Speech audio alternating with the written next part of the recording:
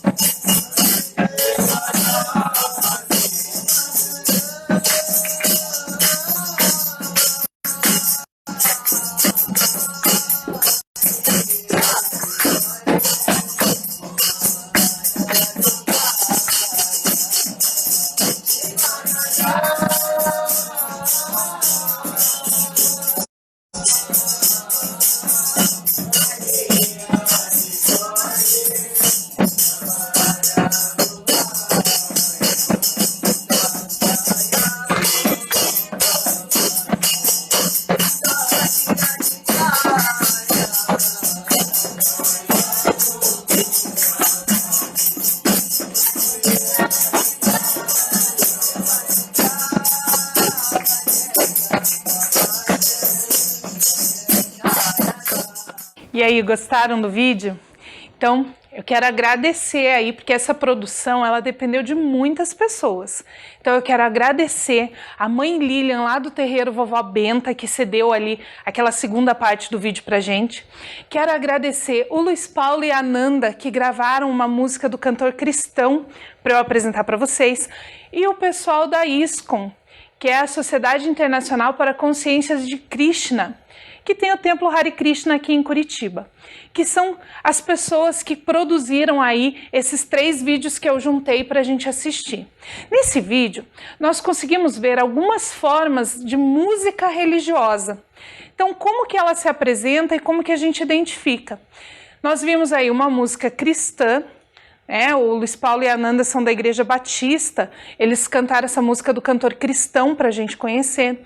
Nós vimos uma música de Umbanda, que é aquela música, lembra que nós falamos que o nome da música é ponto, que as pessoas chamam ela de ponto quando tocam no terreiro? E por fim, uma música que é um mantra, então, dos devotos do Templo Hare Krishna, que era ali um momento que eles estavam abrindo o espaço ali para as orações e para entoar outros mantras também. Então eu quero agradecer essas 3 equipes aí que trabalharam para a gente conseguir ver esse vídeo aí de quase 6 minutinhos. E só para não esquecer, pega lá o seu material, seu caderno, e hoje pega também uma régua e uma folha sulfite, que são os materiais que a gente vai usar para a nossa aula de hoje. Então eu espero você separar o seu material. Pega lá!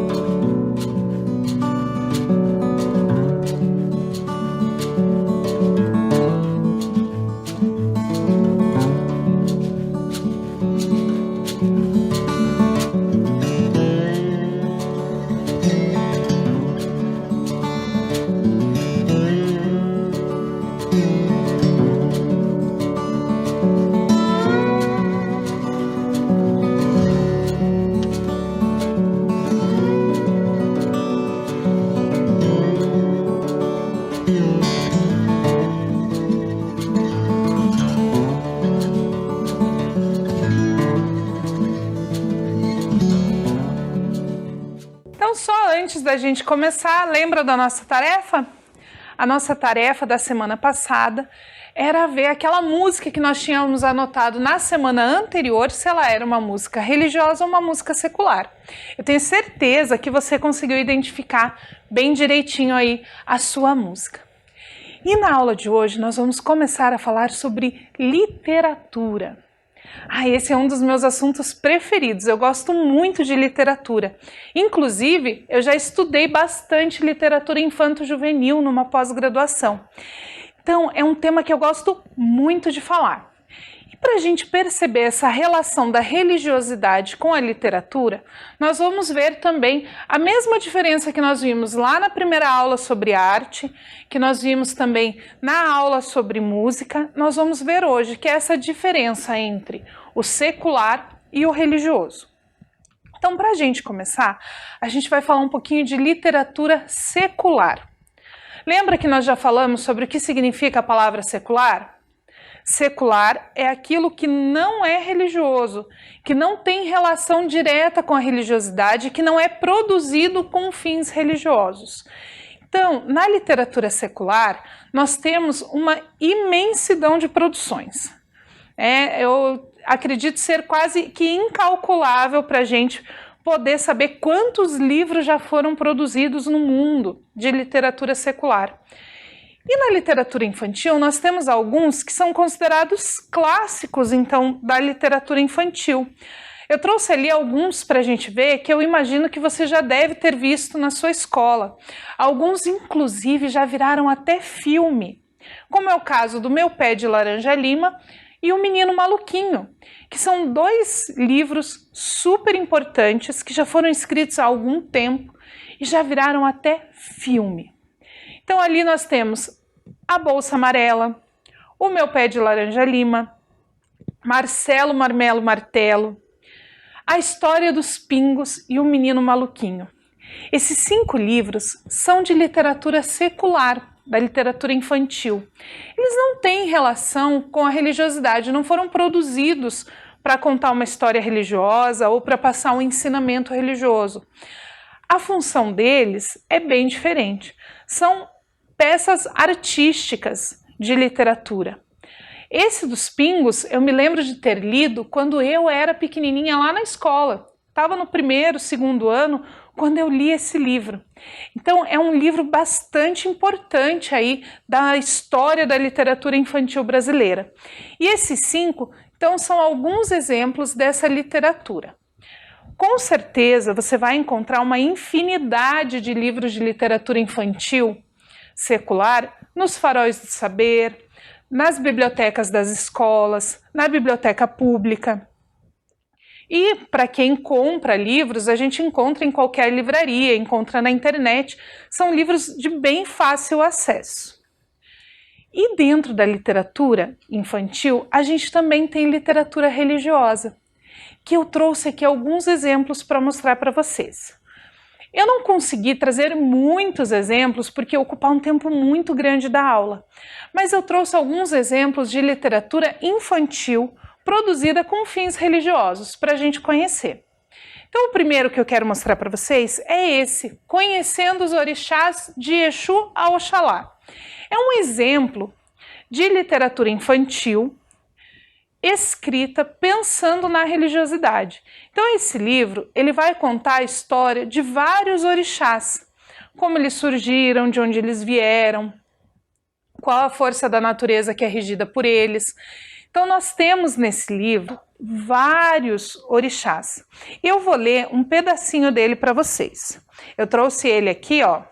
Eu vou ler para vocês a história de um orixá que está aqui na página 32, que é a Iemanjá, que é um dos orixás mais conhecidos, por isso que eu escolhi esse para ler. Então esse livro conta assim: essa é Iemanjá, a grande mãe que cuida de todos nós, seres humanos e orixás. Ela é a deusa do mar e da maternidade. Iemanjá nos ensina que respeitar as opiniões alheias não quer dizer concordar com elas, e também nos ensina a perdoar. Suas roupas são azuis como o céu ou verdes, bem claras e brancas, como as águas e a espuma das ondas do mar. Em suas mãos, ela segura um abebê como Oxum, mas o dela é feito em prata e tem o formato de peixes. Iemanjá dança movimentando suas mãos, como se carregasse água para banhar o mundo inteiro e levar embora todas as maldades. Você já viu como as ondas vão e vêm na beira da praia? Assim é a dança de Iemanjá. Ela gosta de comer carne de ovelha, de pata e de peixe, além de arroz e também canjica temperada com camarão. O Ebo-Iá, seu prato predileto. O dia de Iemanjá é o sábado e nós cumprimentamos dizendo Odoiá, que significa salve a mãe das águas.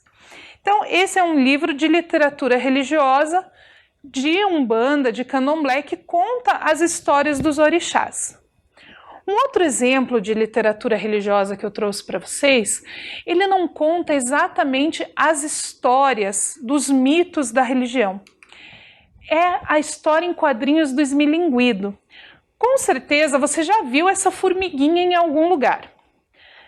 Aqui em Curitiba a gente encontra desenhos do Esmilinguido e dos seus amigos em muros, em camisetas, em marcadores de livro, em vários lugares.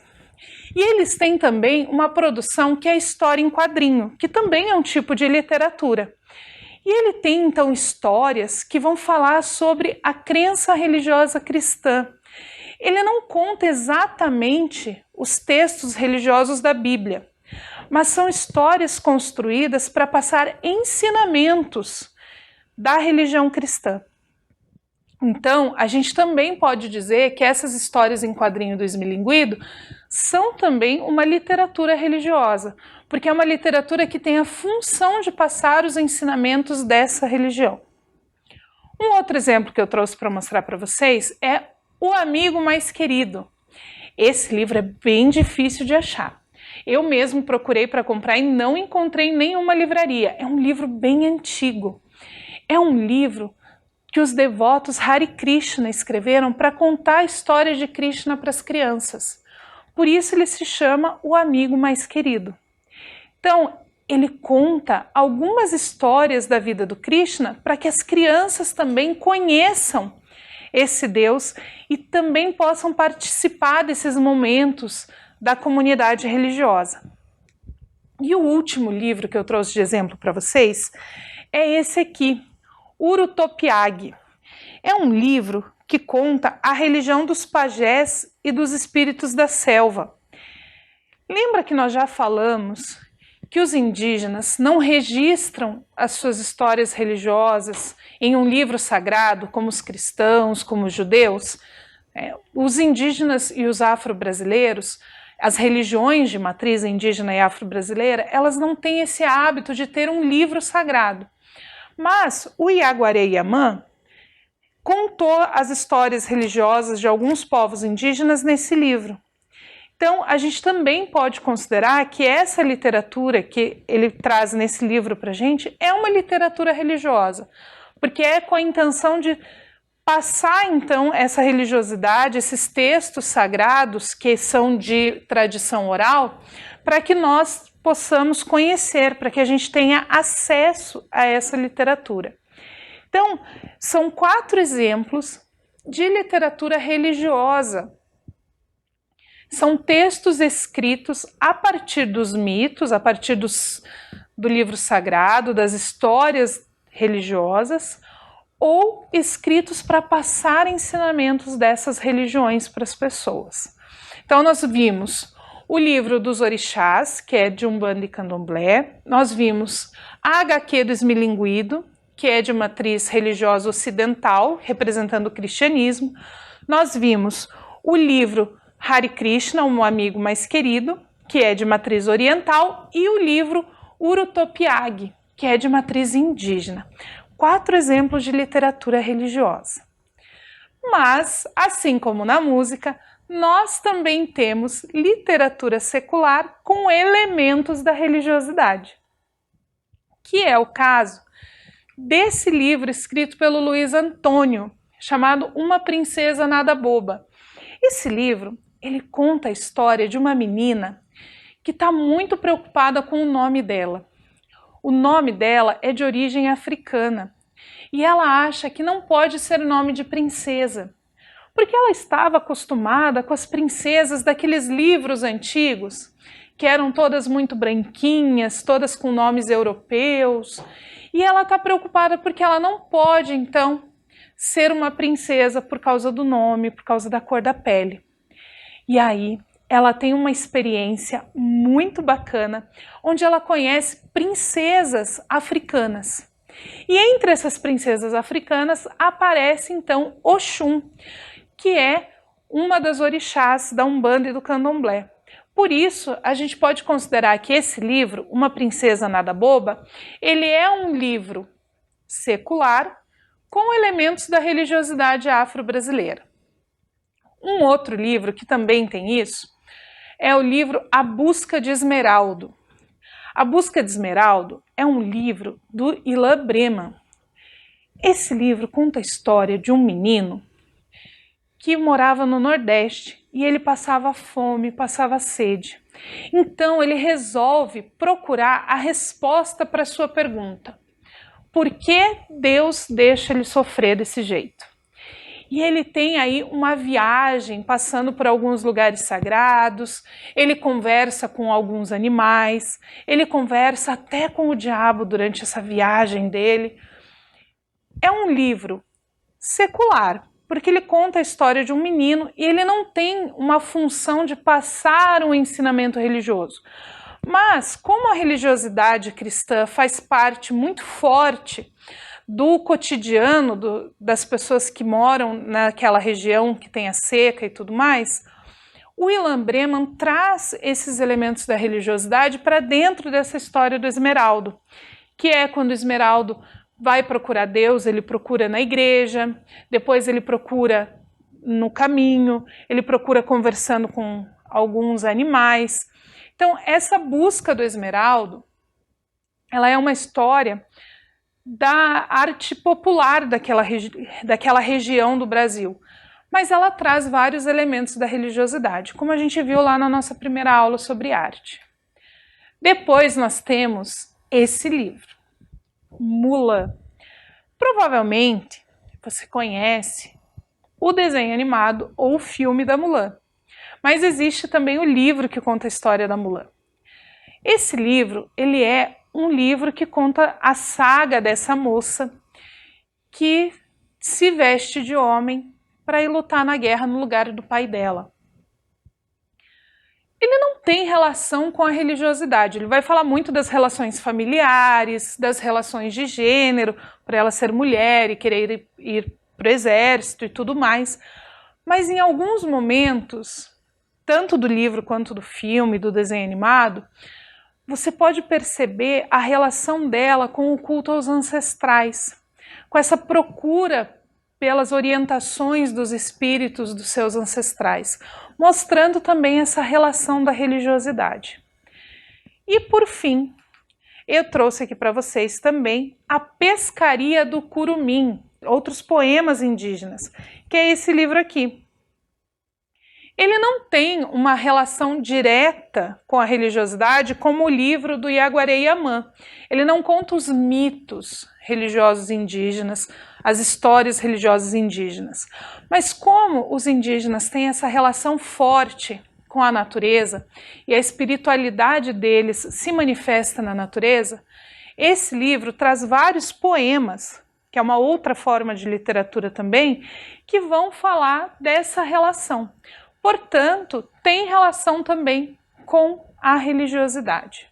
Então, nós vimos 4 livros de literatura secular que mostram a relação com a religiosidade desses povos. Nós temos A Princesa Nada Boba, que faz a relação entre o dia a dia da menina que está procurando ser uma princesa com a religião de matriz africana. Nós vimos A Busca do Esmeraldo, que faz a relação do cotidiano do povo nordestino com o cristianismo da matriz ocidental. Nós vimos a Mulan, que faz essa relação entre a história da menina que vai se entregar para o exército no lugar do pai, fazendo a relação com a religiosidade de matriz oriental. E, por fim, o livro A Pescaria do Curumim, que faz essa relação da religiosidade indígena com o dia a dia dos povos indígenas. Bastante coisa, né? A literatura tem uma imensidão de coisas para a gente conhecer e para a gente discutir. Mas, como a nossa aula é curtinha, nós vimos 4 exemplos de literatura religiosa e 4 exemplos de literatura secular com elementos da religiosidade. E agora, você vai lá pegar o seu material. Lembra que eu falei no comecinho da aula que a gente ia usar uma folha, uma régua, um lápis e uma borracha? Então, separa esse material para a gente pensar na nossa atividade de hoje. Eu espero um pouquinho para ter certeza de que você separou tudo. Vamos lá?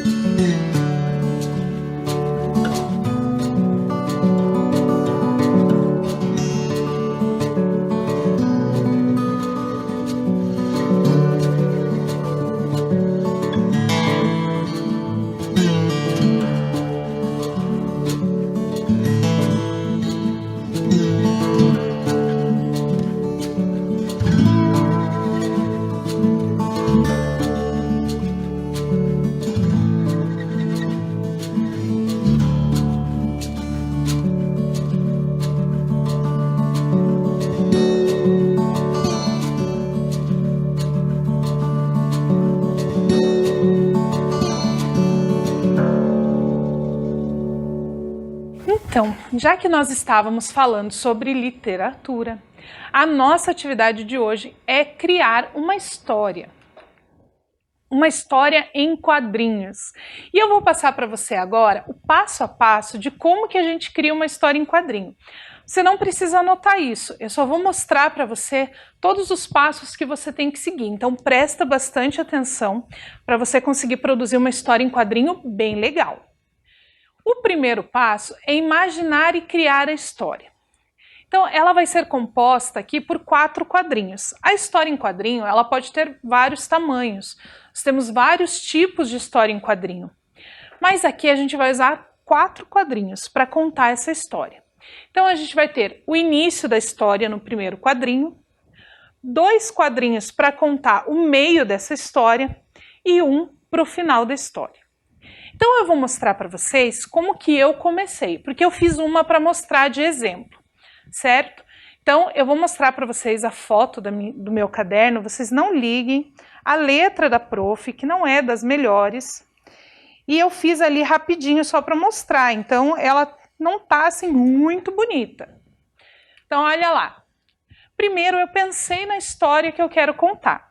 Eu escrevi uma história sobre esse processo de gravar as aulas para vocês, então a história que eu escrevi é assim: as videoaulas de ensino religioso. A professora Karen estava muito feliz. Ela ia encontrar as professoras de ensino religioso de toda a cidade, em um curso bem legal. Mas o telefone tocou. Era da Secretaria da Educação. O coronavírus chegou e não era mais possível fazer o curso. As aulas agora seriam pela TV ou pelo computador. Ela precisou aprender a usar ferramentas, então estudou, trabalhou muito e hoje está aqui gravando mais uma aula para vocês. Uma história bem simplesinha, que é só para a gente ter uma ideia de como vai ficar o quadrinho. Então esse é o primeiro passo, você escrever a sua história, o que você quer colocar nos seus quadrinhos. O segundo passo é a escrita dos diálogos. Então, lembra que na história em quadrinho, você já deve ter visto alguma, os diálogos ficam dentro de balões. Então precisam ser frases mais curtas para caber quando a gente vai escrever dentro desse balão. Então, esses diálogos têm que ser curtinhos. Eu vou mostrar para você agora 3 tipos de balão que nós usamos nas histórias em quadrinhos. Combinado? O balão de conversa, o balão de pensamento, que é esse que parece uma nuvenzinha, e o balão de grito ou de som alto. Então são esses 3 modelinhos que você pode usar na sua história em quadrinho. Existem vários outros. Dentro do universo das HQs a gente tem bastante formas de expressar esses diálogos, esses sons. Mas a gente vai usar aqui esses 3 modelinhos, combinado? Então, são 3 modelos de balão que você pode usar. Ah, e você também pode colocar fala do narrador. Então, se você quer colocar uma frase que não é ninguém que está desenhado ali que está falando, que é o narrador contando, você pode fazer esse quadrinho em cima ou embaixo, que é onde temos a fala do narrador. Então, ali, por exemplo, eu coloquei para você ver, ó, numa aula de ensino religioso, que seria o que o narrador falaria no início desse quadrinho. O terceiro passo, que é bem importante, a pontuação. Por quê? Quando a gente escreve o que alguém está falando, a pessoa que vai ler tem que saber se essa pessoa estava fazendo uma pergunta, se ela estava explicando alguma coisa. Por isso, a gente precisa pensar nessa pontuação. Então eu trouxe para você um exemplo de alguns pontos que nós podemos usar. O ponto final, por exemplo, ali a frase, o pássaro fugiu. É uma afirmação, então ele põe um ponto final. O ponto de exclamação, quando eu vou falar ali para minha amiga, que vestido lindo! É uma exclamação. Se eu leio uma frase com esse pontinho no final, eu já sei que a pessoa estava muito admirada quando ela viu aquilo. O outro é o ponto de interrogação. Esse é importante para a gente saber se é uma pergunta. Ali o bonequinho está perguntando, onde?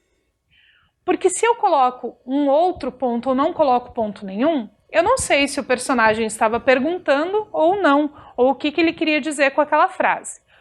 O outro é a vírgula. A vírgula é bem importante também. Então, olha, ó, o gato correu, subiu no telhado e miou. Então, é importante colocar a vírgula para a gente ter essa pausa na leitura. E, por fim, as reticências.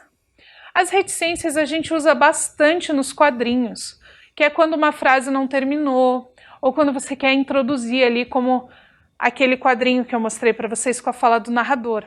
Então, numa aula de ensino religioso, as reticências ali indicam que tinha uma continuação naquele pensamento, certo?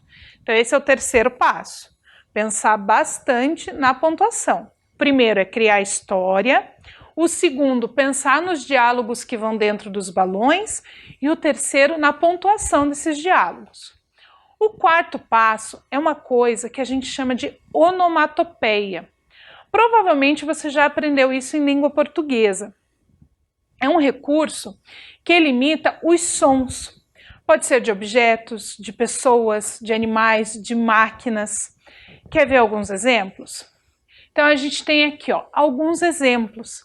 Por exemplo, ali, ops, quando alguém escorregou, aconteceu alguma coisa ali meio distraída, ou quando quebra alguma coisa, que a gente escreve ali o crash, que é esse som da coisa quebrando. Então, as onomatopeias também são importantes. E o quinto e último passo são as imagens, né? As histórias em quadrinhos têm bastante ilustração, bastante desenho. Então, você precisa pensar que essas imagens têm que caber dentro do quadrinho também, e junto com o balão e junto com as onomatopeias. Então, vai ser bem pensado esse quadrinho aí. Então, são 5 passos. O primeiro passo, criar a história. O segundo passo, pensar nos diálogos. O terceiro passo, pensar na pontuação. O quarto passo, nas onomatopeias. E o quinto passo, nas imagens que vão compor esse desenho. Então, eu vou mostrar para vocês aqui como que foi o processo, né, de transformar aquela minha história em quadrinhos. Combinado? Então eu pensei nos balões e o que eu ia escrever dentro de cada um deles. Depois eu fiz as ilustrações e ficou assim.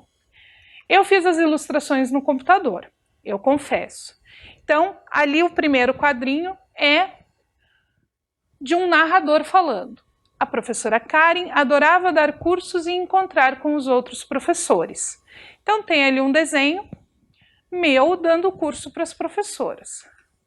O segundo quadrinho foi quando eu recebi a ligação de que eu não ia mais poder dar o curso. Então ali o meu bonequinho tá triste, ó, dá para ver até que o coraçãozinho dela caiu no chão. Ela ficou tão triste porque ela não ia mais encontrar com as professoras. Aí, a única saída é estudar e trabalhar duro. Não podemos deixar os estudantes e os professores na mão. Então tá ali a minha bonequinha no meio de um monte de livros, estudando bastante. E no final, tem ali eu contando para vocês que chegamos na nossa 10ª videoaula e vamos continuar a pesquisar para preparar aulas mais legais para vocês. Então ali é uma figura minha aqui no estúdio, gravando uma das aulas de ensino religioso. E não esqueça que lá no finalzinho tem que ter o quadradinho escrito que a história acabou. Na folha, a minha história ficou disposta assim. Ficou um quadrinho grande, 2 pequenos e mais um grande. Você pode dividir a sua folha assim, ou dividir ela em 4 com a régua, como você achar melhor, de acordo com a história que você escreveu aí na sua casa. A sua tarefa dessa semana é então criar uma HQ que conte uma história religiosa ou que tenha relação com a religiosidade. Então, essa última frase você pode copiar no seu caderno, na sua folha, para você lembrar qual é a sua tarefa dessa semana. Eu vou dar um tempinho para você copiar e aí a gente volta para a gente se despedir, combinado?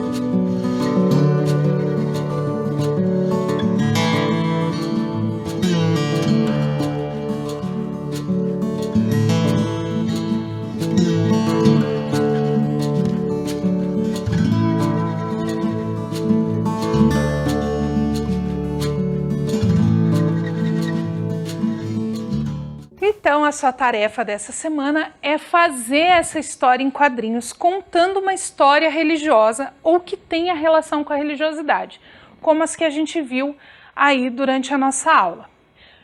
E assim, eu fiquei com muita vontade de conhecer as histórias de vocês. Então, quem tem como, pode pedir para o papai, para a mamãe ou para o adulto que mora com você, mandar uma foto para sua escola por e-mail ou para sua professora, que elas mandam para mim, combinado? Então eu vou adorar receber uma foto da história em quadrinho de vocês, porque eu quero conhecer aí as histórias que vocês têm para contar. Então, durante essa semana, você pensa aí na sua história, faz a sua história em quadrinho com bastante carinho, seguindo os 5 passos que a gente pensou, que é criar a história, pensar nos diálogos, pensar na pontuação, pensar nas onomatopeias, se tiver alguma para colocar na sua história, e pensar nas imagens. Então, uma história aí de 4 quadrinhos, combinado? Pensa numa história bem legal para contar. E a gente termina a nossa aula aqui.